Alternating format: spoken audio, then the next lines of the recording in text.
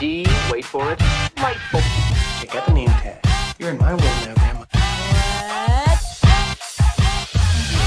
What's up, nerds, and welcome to my weekend review, where I come to you every Sunday with 3 entertainment stories that I personally find interesting, and then we discuss them down below.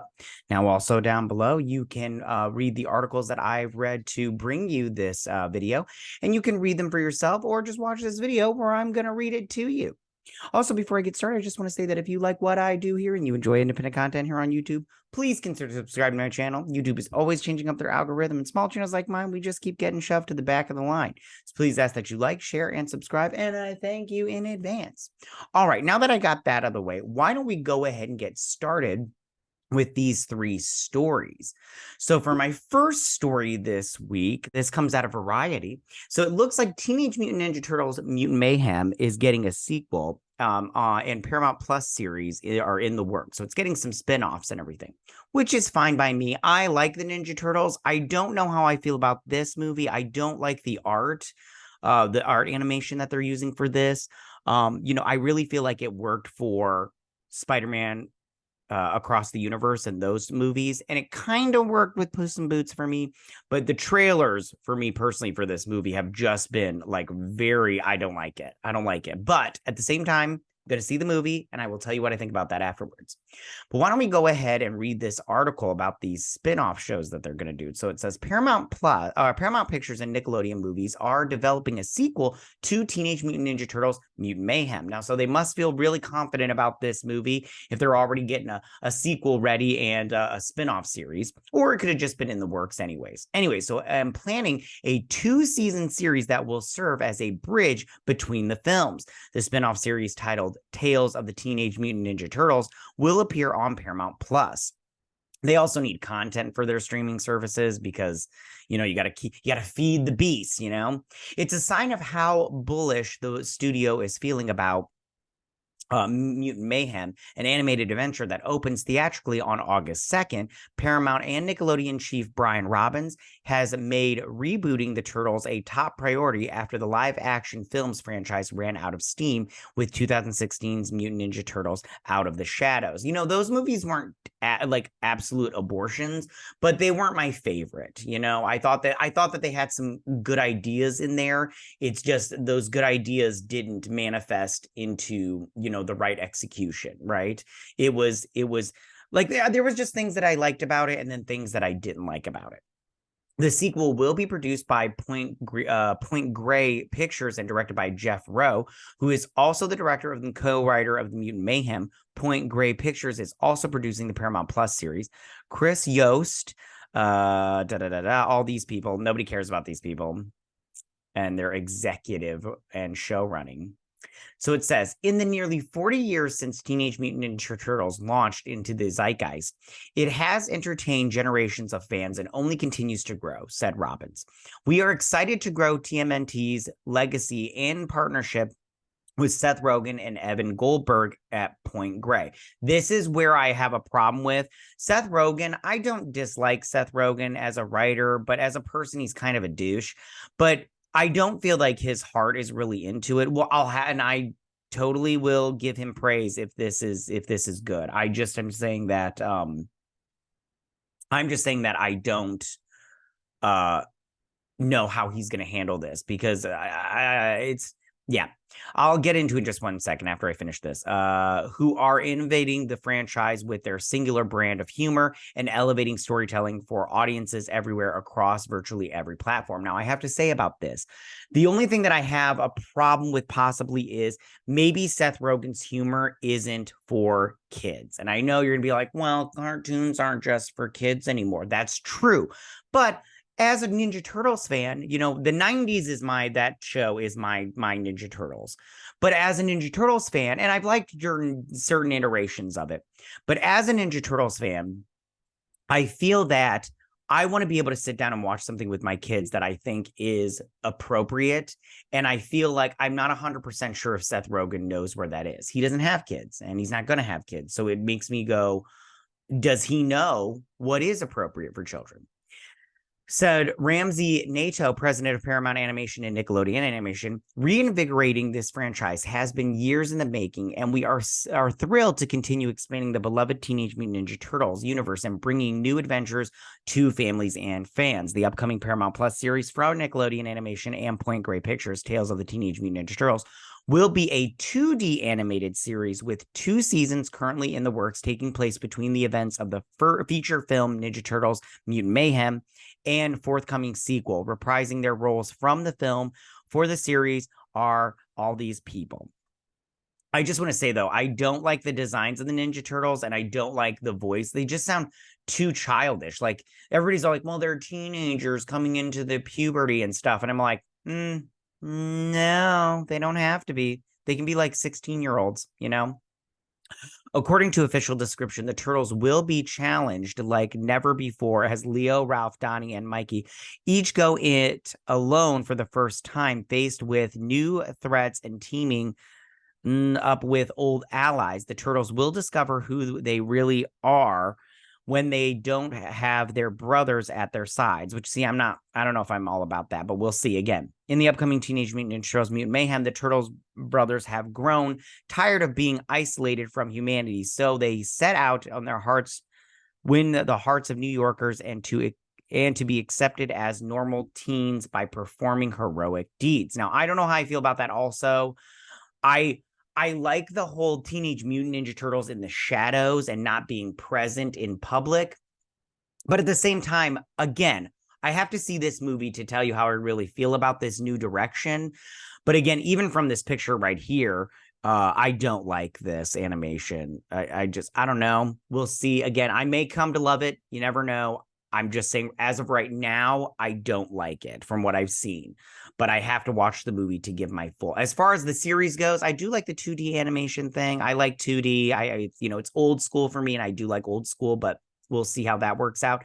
And again, it just goes back to the writing. If the writing is good, maybe I can get around the animation, but we'll see. And again, I did like it in Across the Spider-Verse, so I might like it here. Although sometimes in Across the Spider-Verse, it was like, when they blip, I was like, I'm sorry. I'm starting to I might have a seizure from this. So that was my first story this week. So for my second story this week, and this comes from comicbookmovie.com, and it says The Witcher Season 4 rumored to feature Asylum star Sharlto Copley as the villainous Leo Bonhart. Now, I want to say real quick before I get into this, Witcher Season 3 for me, Part 1 has only come out as of filming this, and I am so confused with Witcher Season 3. Like, I'm just like, seriously, like, I have to go back and watch the first, maybe the second season, because I'm just like, I don't know what's going on here. You got some ring wraiths running around and everything. You got this council and everything. I'm just so confused about the whole situation. I'm all like, they didn't do a good job with the writing, because I'm like, I don't even know what's going on. Now, as far as Season 4, they have some problems on their hand already with getting rid of Henry Cavill. I am very upset that they got rid of Henry Cavill. I might not watch it, especially this Season 3 is just so freaking confusing. Maybe they can pull it out in the second Part 2 of this season, but we'll see. As far as Sharlto, Sharlto, I don't know if I'm saying his name right. He's South African. Copley, I like this guy a lot. I think he's such a good actor. I liked him in District 9. ELYSIUM, sorry, I said Asylum, I think, before. ELYSIUM was my favorite movie, but I do like him as an actor. He's just so good, and so I'm happy that he's getting more work. So it says, The Witcher Season 4 will see Liam Hemsworth take over the role of Geralt of Rivia from Henry Cavill. Oh, I'm so annoyed about that. Anyways, and new report claims that District 9 star Sharlto, if I'm saying it wrong, I'm sorry, but I don't care, will play the show's big bad. Check it out. It says, when The Witcher returns for its 4th season on Netflix, the Hunger Games star Liam Hemsworth takes over the role of Geralt of Rivia from Henry Cavill. The news hasn't received the warmest of responses, true, though a lot of fans are hoping this could be a fresh start for the somewhat hit and miss Netflix series. That first season is so good. Now, Radiant Intelligence, I should have got their thing, has revealed that fans can expect when The Witcher returns with a new lead, including the fact District 9 and Russian doll star Sharlto Copley has reportedly boarded the fantasy franchise. While they can't 100% confirm this is the case, the site is confident Copley will play on the role of Leo Bonhart. I just want to say also, I have never read the books and I have never played the games of The Witcher, but I really liked that season 1. So I hope they try to get back to that season 1 feel and just the storytelling in that. Season 2, I understood why that one wasn't that great. They had problems with COVID and everything, but I just feel like season 3 should have been a little bit more in terms for me personally cohesive, because I was just like, I don't understand what's going on, like I said before, and it just hasn't been the best. I mean, and it's the writing has just been not that great. A formidable villain from the writer's series of novels. However, the plan is reportedly for the actor to first appear in an upcoming spin-off series, The Rats. Oh, stop it with the spin-off series. If you watch that Blood Origin one, that sucked balls. It was the worst. So it says Bonhart has a major obsession with witchers, collects the medallions of those he's killed. That's kind of cool. His target will presumably be Dolph Lundgren's Burryhen, the rogue witcher in the show, thereby establishing the villain in The Rats before he makes his leap to the main series. After The Witcher Blood Origin bombed last December, it was terrible. The hope is this won't be yet another letdown. According to its logline, The Rats follows 6 teenage thieves who must rely on their criminal skills as they plan the biggest heist of their careers against the most dangerous crime ring in the kingdom. I'm not interested. The site suggests the crime ring likely belongs to Bonhart's cousin, Dominic Bonhart. The both characters have already been mentioned during The Witcher season 3. Were they? I don't remember. Sorry, guys. If they were just mentioned, I wasn't paying close enough attention. While Cavill is departing the series after season 3, volume 2 hits Netflix on July 27th. Oh, so it has hit by the time I recorded this. Oh, sorry, guys. Anya, all those reprised their respective roles. We had anticipated Witcher season 4 premiering in 2024, but the WGA and the SAFTA strikes, or AFTRA, makes 2025 debut more likely. So again, I think this is good in terms of the story and of the actor. I love this actor. I think Sharlto Copley is really great I just like him as an actor, so I feel like, and him being a villain, yes, please. But we'll see how this works out. I'll probably check it out. I don't cover it. I should have started from season 1, but I don't cover it, so I'm not going to cover it now. But yeah, let's see how this turns out. I'm not really hopeful for the series, but we'll see. You never know. It just comes down to the writing and if they can really bring it home, for me. All right, so that is the second story of the week. So for my third and final story this week. All right, you guys. So they are doing a Polly Pocket movie because Barbie did so well. And I just have to say, that kind of bums me out because I thought Barbie was just straight up terrible. I did a review for it. You can check it out if you want. I'll leave it in the iCard section, but it was just terrible. And I have all my thoughts on that. But they're doing a Polly Pocket movie. And I just don't see how this movie is going to be any different from Barbie. It's just going to be Barbie, but with a different Mattel toy line. And I just go, that's so weird for me.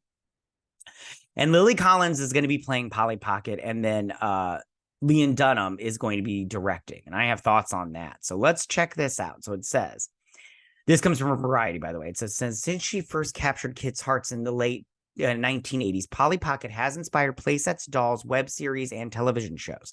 She's roller skated, skateboarded, chopped, sagged, and exhibited a captivating can-do attitude. Now, Miss Pocket will be subjected to a feature film that will be written and directed by Lena Dunham, the creator of Girls. Emily Paris star Lily Collins will put her own spin on Polly and will produce the film in addition to playing the title role. Now, I have to say, in terms of, and we're going to talk about, because they did say all this stuff and they do mention it here, I think, but we're going to talk about the other stuff that they're going to do. Now, I have to say, in terms of Polly Pocket, I owned some Polly Pockets in my time. I'm not going to lie. I also owned some Mad Max, those little miniatures. I just always loved miniature stuff when I growing up, those Micro Machines kind of play sets. So I owned some Polly Pockets. I owned a whole bunch of them. I still wish I still had them because they were great. But yeah. The new ones suck, though. Don't buy any new Polly Pocket shit. It's stupid. The film version of the popular, and as far as Lily Collins go, I do like Lily Collins. I do like that Emily in Paris show. I know you're all like, of course you do, but I do. It's just fun, and it's good for me to sit down and just watch something that I don't have to review, and it's just I just turn my brain off kind of thing. Now, let's read the rest of this article. So it says, the film version of the popular micro doll line joins a long and intermediately my goodness, they use so many cadre of toys to movies that include the good Transformers, the Lego Movie, the bad Max Steel, and the ugly Battleship. Mattel Films, the film division of the toy company, is working with Metro Goldwyn Mayer, MGM, on the movie, as well as Lena Dunham's production company Good Thing Going. The film will center on young girl and a Polly Pocket-sized woman who form a friendship. Of course it will.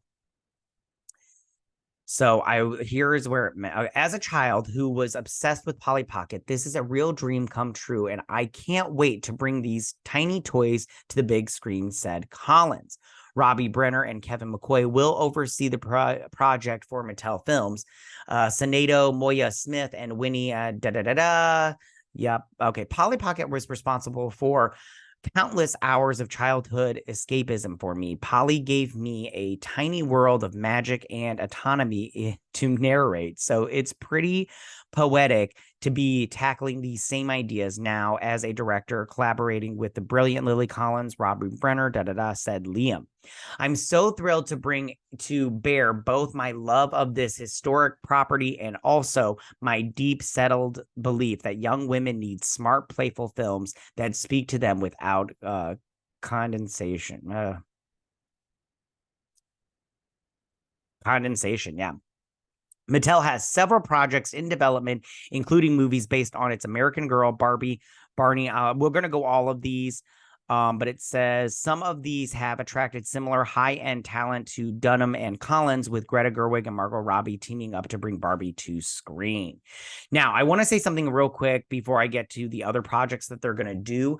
I don't know if Lena Dunham is the right person for this project, and this is why. It's just going to be another Barbie where it's very message heavy and agenda pushing and probably man hating. Also, I want to say that Lena Dunham has really sabotaged her own career as a director and writer. I don't know if you read her book, but there was some part in there where she like talked about touching her sister and stuff, and it was weird. I was like, man. And I was like, I liked Girls. I liked that show, Girls. It ended on a weird note, and there was some stuff in there that was just like, I don't like that. But overall, I liked the show. So this was just weird to me. Now, I want to get into some of the other ones. They're going to do Barney. I don't know if that's the right choice, but we'll see.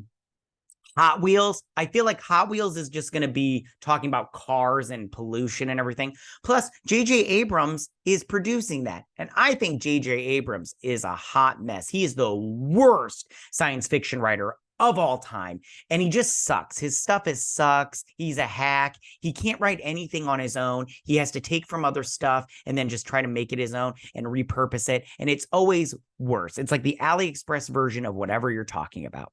They got the Magic 8 Ball, Uno, Rock'em Sock'em Robots. That might actually be cool. It could be like that one robot movie with Hugh Jackman. That sounds interesting to me, but I'm like, at the same time, I'm like, whatever. You got Christmas Balloon, 1,000 Friends, American Girl.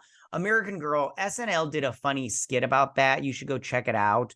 But I don't know how that's just going to turn into a big mess. Viewmaster, Matchbox, Wishbone, Major Matt Mason, and Masters of the Universe, aka He-Man.